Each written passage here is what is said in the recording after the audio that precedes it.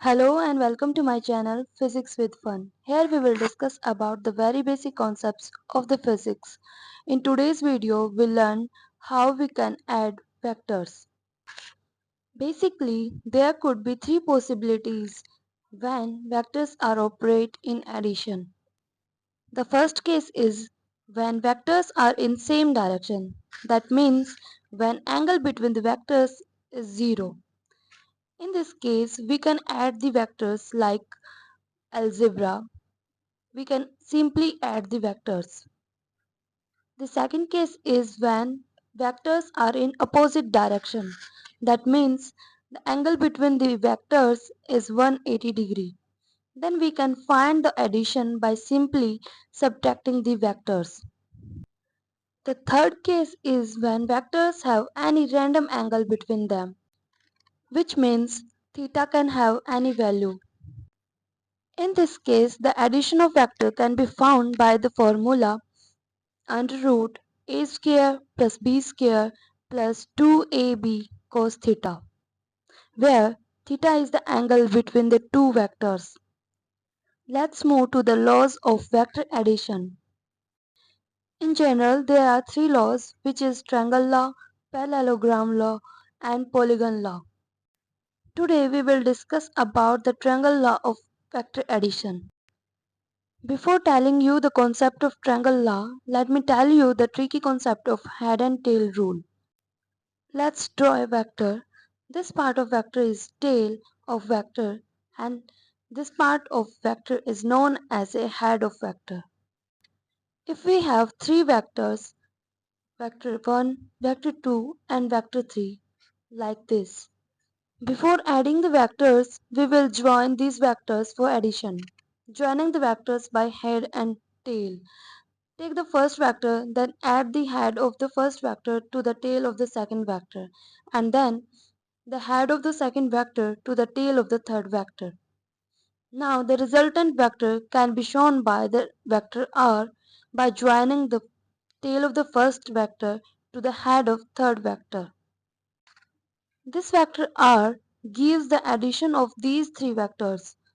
Here r is the resultant vector.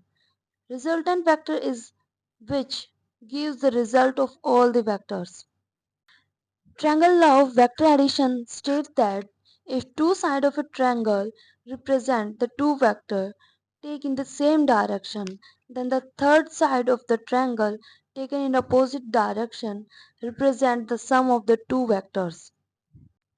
For example, if we have two vectors, vector A and a vector B, like this, then the addition of these two vectors will be A plus B.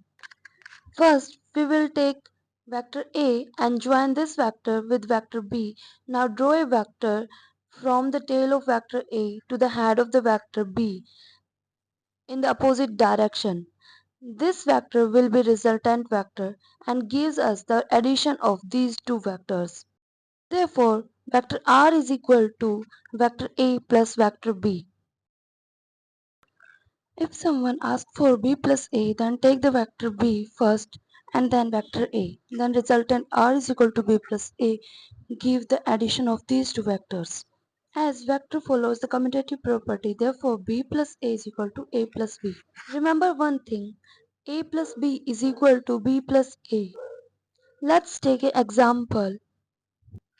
If we have two vectors which is acting on a plane of 10 Newton each in the form of vectors and angle between them is 60 degree, then the resultant force gives the addition of the two forces.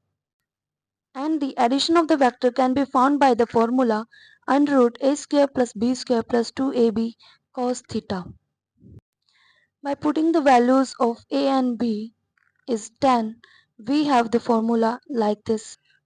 Therefore, f is equal to under root 10 square plus 10 square plus 2 into 10 into 10 into cos 60.